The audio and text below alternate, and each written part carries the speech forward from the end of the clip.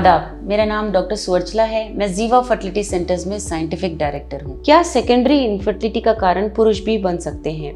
ये हमने बहुत सारे वीडियोस में कवर किया है कि औरतें कैसे सेकेंडरी इनफर्टिलिटी के थ्रू जाती हैं, यानी कि पहला बच्चा हो जाता है या पहले मिसकैरेजेस हुए होते हैं या बहुत वीक पॉजिटिव आए होते हैं। ये सारे प्रेगनेंसीज के नीचे ही आते हैं और इसके बाद अगर आप प्रेग्नेंट नहीं हो पा रहे तो उसे सेकेंडरी इनफर्टिलिटी कहते हैं। औरतों में क्या क्या कारण हो सकते हैं, कैसे ट्रीटमेंट किया जा सकता है, हमने बहुत सारे वीडियोस बनाए हैं। बट क्या पुरुष भी इसका कारण बन सकते हैं? क्या उनके चेंजेस की वजह से भी सेकेंडरी इनफर्टिलिटी का शिकार हो रहा है ये कपल एज अ होल? आइए उन फैक्टर्स के बारे में डिस्कस करते हैं। एज एक बहुत बड़ा फैक्टर है। जैसे जैसे एज बढ़ता रहता है, औरतों में नहीं पुरुषों में भी ये चेंजेस की वजह से हानिकारक इफेक्ट देखे जा सकते हैं। 45, 50 के बाद स्पर्म्स के डीएनए में इफेक्ट आता है जिसे डीएनए फ्रैगमेंटेशन कहते हैं, या ऐसे कहिए वो नेचुरल प्रोसेस है जिसकी वजह से उसका एफिशिएंसी यानी कि क्वालिटी कम होता रहता है, जिसकी वजह से भी इनफर्टिलिटी हो सकता है।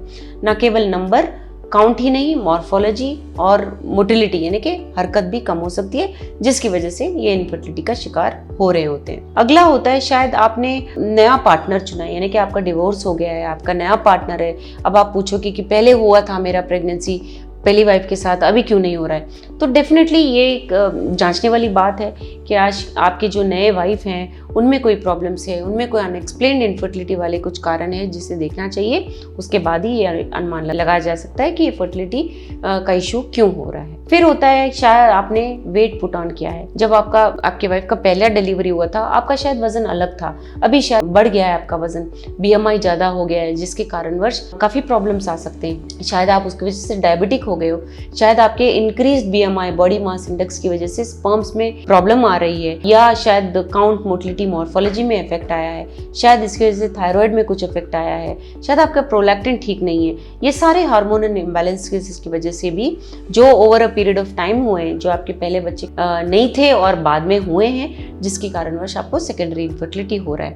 वेट के कारण या हार्मोनल इम्बैलेंसेस के कारण शायद इरेक्टाइल डिसफंक्शन हो रहा है, शायद आप दोनों के मिलने में कुछ प्रॉब्लम हो रहा है, जिसकी वजह से भी आपको इनफर्टिलिटी का प्रॉब्लम हो सकता है। इनके अलावा हाइपोथायराइडिज्म, हाइपरथायराइडिज्म, प्रोलैक्टिन का ज़्यादा होना, हार्मोन्स का ज़्यादा होना, टेस्टोस्टेरोन का ऊपर नीचे होना, एफएसएच फॉलिकल स्टिमुलेटिंग हार्मोन का ज़्यादा होना, इन सब कारणों की वजह से भी आपको सेकेंडरी इनफर्टिलिटी हो सकता है। शायद आप एक्सरसाइज के लिए या बॉडी बिल्डिंग के लिए एक्स्ट्रा स्टीरॉइड्स ले रहे हो, शायद आप टेस्टोस्टेरोन ज़्यादा कर रहे हो, ये सब की वजह से भी आपको इनफर्टिलिटी हो सकता है। शायद इनकी वजह से आपकी वाइफ को दोबारा प्रेगनेंसी आने में आप भी कंट्रीब्यूट कर रहे हो। इन सब के बारे में आपको सोचना चाहिए। आपको ये देखना चाहिए कि पहले प्रेगनेंसी और अब में क्या क्या चेंजेस आप में आए हैं या आप अपने लाइफ में लेके आए हैं। क्या आप ज़्यादा स्मोकिंग कर रहे हैं, क्या आप ज़्यादा शराब पी रहे हैं, क्या आप ज़्यादा स्टीरॉइड्स ले रहे हैं, कुछ रिक्रिएशनल ड्रग्स ले रहे हैं, ये सब लेने के कारण भी आप में ये प्रॉब्लम्स आ सकते हैं। इसके बारे में अगर आपको और जानकारी चाहिए